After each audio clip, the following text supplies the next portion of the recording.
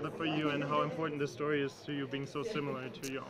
Sure. Well, it all came together. I was shooting Fast and Furious 6 in London. Another small independent movie, Fast and Furious. You might have heard about it.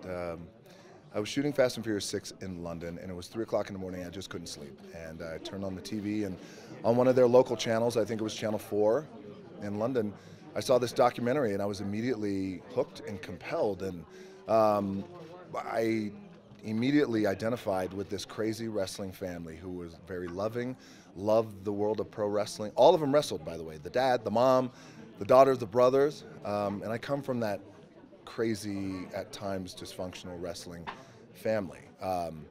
My dad, my grandmother, my grandfather, uncles, cousins, you name it. So there was something about the documentary that I really loved, and I also loved that it felt like this girl, this young girl, against all odds, was trying to do something that everyone was telling her you can't do. You can't make it. WWE is a dream, let it go.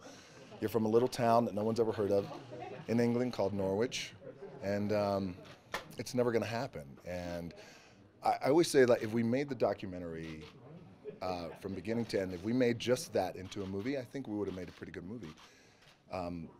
Because the documentary actually ends with her making the trek to the States, and maybe she's going to make it, maybe she's not, you never know. And then she goes on, that's the irony, she goes on just to be this really massive star in the world of pro wrestling and WWE, and then she goes on to lead a female revolution in pro wrestling, and it was very defining. And so, I got lucky that I played a small part in some key moments that happened in her career, and we're here. And we're at Sundance, man. It's awesome. Yes. How does it feel to be in Sundance? I mean, it feels so good to be in Sundance. I mean, it's an honor, and it's a bucket list.